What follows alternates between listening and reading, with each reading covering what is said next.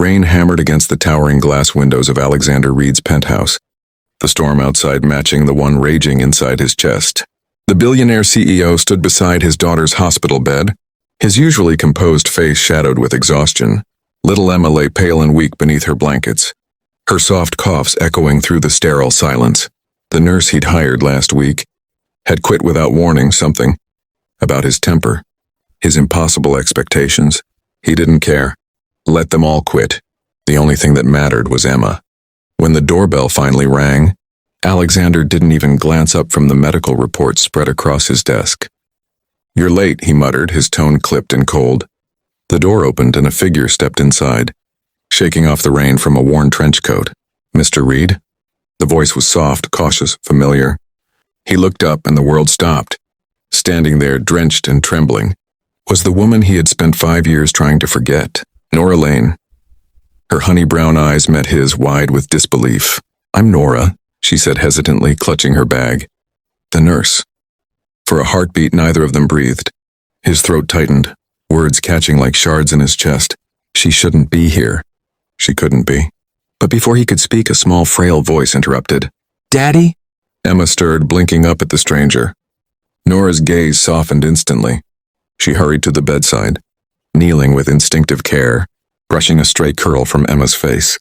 "Hi, sweetheart," she whispered. "I'm here to help you feel better." Emma smiled weakly. "You look like an angel." Alexander watched, frozen, his mind warring with his heart. This couldn't be a coincidence. He'd hired a nurse through an agency this morning. How had Nora shown up instead? He moved closer, his tone hard to mask the turmoil inside. "You're not from Reed Medical Staffing, are you?" Nora hesitated, shaking her head. "No, there must have been a mix-up. I got a call about an urgent case and you just walked in?" He cut her off. Her jaw tightened, but her eyes remained kind. Emma needed help. That's all that mattered. His chest constricted as he watched her adjust the child's pillow with gentle precision, humming softly like she used to when they lay together under starlight years ago. The same voice, the same warmth, only now there was something heavier beneath it. Regret. Silence stretched between them, heavy and unspoken. The rain outside softened to a murmur, as if even the world was holding its breath. For the first time in years, Alexander didn't feel in control. His empire, his money, his walls, all meaningless as he looked at the woman who had once owned his heart, now caring for the only person he loved more than life itself. He had hired the wrong nurse.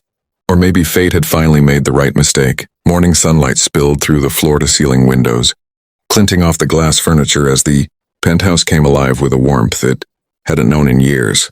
Alexander stood in the doorway, watching Nora braid Emma's hair while humming a lullaby he hadn't heard since before his wife's passing. Every note tugged at something buried deep inside him. The once cold mansion now echoed with the sound of laughter. Emma's giggle, Nora's gentle voice, the clatter of breakfast plates in the kitchen. For the first time in years, there was life beyond silence. Yet Alexander couldn't relax. Every time Nora smiled, it reminded him of what he'd lost. He'd built walls so tall that no one could touch him. And now this woman, this ghost from his past, was tearing them down without even trying. He stood behind her as she adjusted Emma's blanket. "She's stronger today," Nora said softly, her tone calm but cautious. "She's responding well to the new medicine." "Good," Alexander replied curtly. "You've done your job." The words came out sharper than he intended. She stiffened, the air between them shifting. "Is that all I am to you now, a job?" He turned away, jaw tightening. "You're here for my daughter, not for me." She exhaled slowly, gathering herself. "You still think everything has to be business, don't you?" He didn't answer. She studied him for a moment, the same way she used to when she could read his silence better than his words. "I didn't plan this, Alex," she said quietly, using the name she hadn't spoken in years. "When I walked through that door and saw you, I almost turned around." He finally met her eyes. "Then why didn't you?" Nora swallowed hard. "Because Emma needed me, and maybe I needed her too." His heart faltered. There was truth in her voice, soft, trembling, real. For a moment all the bitterness dissolved, replaced by the haunting ache of what could have been. Then Emma's laughter broke the silence, and Nora turned back to the child. Her hands gentle, her eyes glowing with love. Alexander stood there, feeling like an intruder in his own home, his own heart betraying him with every glance. That night, long after Emma had fallen asleep, he found Nora on the balcony staring at the city lights. "Why did you disappear?" he asked, his voice rough. She didn't look at him. "Because I was scared. You were becoming someone I couldn't reach, someone consumed by ambition. I thought leaving would make it easier for both of us." "It didn't," he said, almost a whisper. "Not for me." She turned, her eyes shimmering under the moonlight. "And not for me either." The distance between them felt unbearable, filled with 5 years of words left unsaid. Somewhere deep inside, Alexander knew he hadn't just hired the wrong nurse. He'd brought back the only woman who ever made him feel alive. The night came heavy with thunder, the sky outside dark and trembling. Alexander paced the living room, phone in hand, his heart racing faster than the storm. Upstairs, Emma's cries echoed faintly. Her fever had spiked without warning, and panic clawed at him in a way no business failure ever could. He rushed up the stairs, and there was Nora, kneeling by the bed, her hands steady though her eyes glimmered with worry. "She's burning up," Alexander said hoarsely, pulling back the blanket. Nora shook her head. "I've given her the medicine. We just have to wait for it to work." Her voice was calm, but he could see the fear she tried to hide. "Wait," he snapped. "That's all you can do?" He regretted it instantly when she flinched. "You think I'm not terrified too?" she whispered fiercely, pressing a damp cloth to Emma's forehead. "But if we panic, she'll feel it. Please, Alex, just trust me." Something inside him broke. The storm outside roared louder, but he sat down beside her, his hand brushing against hers as they worked together to cool Emma's fever. Minutes dragged into hours. Nora stayed motionless, whispering soft words to the girl, her voice trembling only when she thought he wasn't listening. When Emma finally stopped shaking and drifted into sleep, the room fell silent except for the rain tapping against the window. Alexander looked at Nora, her hair messy, her hands trembling, her face pale with exhaustion, and something inside him shifted. "You should rest," he murmured. "I can take it from here." She shook her head weakly. "No, she might wake up. I'll stay." He watched her fight sleep, until she finally dozed off in the chair, her fingers still laced with Emma's small hand. For the first time in years, Alexander smiled, a real, aching smile. He pulled a blanket over both of them, then stood there quietly watching. The woman who once broke his heart was now saving the only thing that still kept it beating. When dawn came, pale light filled the room. Emma stirred, her fever gone. Nora's eyes fluttered open, confusion giving way to relief. "She's okay," Alexander said, voice rough from sleeplessness. She looked up at him, tears of gratitude in her eyes. "Thank God." He poured coffee for both of them and sat beside her, silence stretching between the scent of rain and the faint hum of the city below. "You saved her," he said quietly. "No," she replied, shaking her head. "She saved me." He looked at her, something tender softening the cold edges of his face, and for the first time since his wife's death, Alexander Reed realized he wasn't alone anymore. The next morning, Alexander's world returned to its familiar rhythm of meetings and phone calls, but his mind refused to follow. He sat in the boardroom surrounded by executives, the city skyline glittering behind him, yet all he could see was Nora's face in the soft light of dawn, her hand clutching Emma's as she slept. The meeting droned on, voices blending into meaningless noise. When one of the directors asked for his opinion on a merger, he hesitated, a rare thing for the man known for his precision. "Postpone the decision," he muttered, standing abruptly. Gasps followed him out of the room, but he didn't care. For years he had ruled his empire like a machine. Today it all felt hollow. He drove home early, desperate for air, for warmth, for the quiet sound of Nora's laughter that had begun to haunt him. But as he entered the garden, he froze. Nora stood there, her phone pressed to her ear, her voice shaking. "I shouldn't have stayed this long," she whispered. "He doesn't need me. He never did.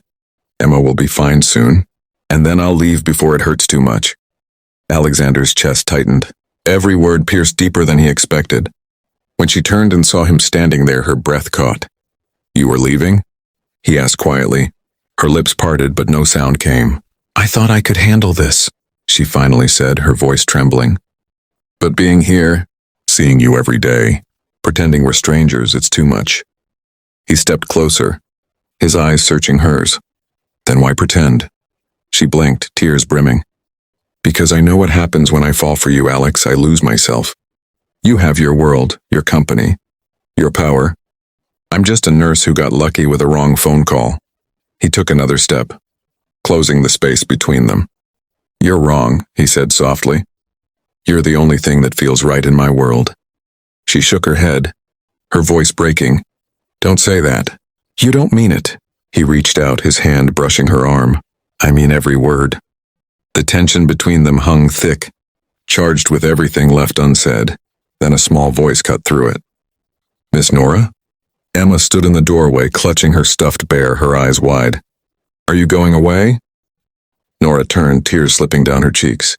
Sweetheart, she began, but the child rushed forward, wrapping her tiny arms around Nora's waist. Please don't go, Emma whispered. Alexander's gaze softened, his heart twisting at the sight. For the first time in years, he saw what love really looked like, not in grand gestures, but in the quiet, trembling moments when someone simply chooses to stay. 2 weeks passed, and the penthouse no longer felt like a place made of glass and silence. It felt like home. Emma's laughter now filled every corner, bouncing off the marble floors, and Nora's gentle voice followed her like sunlight chasing away the shadows. Alexander watched them from the kitchen doorway one evening. His tie loosened, sleeves rolled up, a rare smile tugging at his lips. He had never imagined peace could look like this. Simple, unguarded, warm. Later that night, as the city lights flickered below and Emma slept soundly in her room, he found Nora standing on the balcony. The wind played with her hair as she gazed out over the skyline. You should be resting, he said softly. She turned, smiling faintly. I could say the same to you, Mr. Reed. Alexander, he corrected, stepping closer. Just Alexander. She laughed quietly, her eyes shining. It's strange hearing that again. He studied her for a moment before speaking. Do you still think you're leaving? Nora hesitated, her fingers curling around the balcony rail. I don't know, all of this feels too good to be true. I came here by mistake. Alex, you deserve someone who belongs in your world. He moved closer until they stood inches apart. You are my world, he said, his voice low and sure. You and Emma, that's all I need. She looked away, tears glimmering. You don't mean that. I do, he said, reaching out to tilt her chin up. I've spent years surrounded by people who wanted my money, my name, my power. But you wanted nothing except to make my daughter smile. Her breath caught as he took her hand, his thumb brushing against her skin. You were the love I dreamed of long after you were gone, he whispered. And now that you're here, I'm not letting you go again. The wind stilled, and the city seemed to fade away.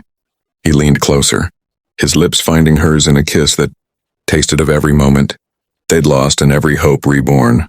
Nora melted into him, her hands trembling against his chest. When they finally pulled apart, Emma's sleepy giggle came from the doorway. Daddy's kissing the nurse again, she teased. Nora laughed, blushing, and Alexander turned with a smile that reached his eyes. Come here, troublemaker. Emma ran into his arms, hugging them both. Nora's gaze met his over the child's head, and in that quiet, perfect moment, Alexander knew he didn't just rebuild a family. He finally found his heart again.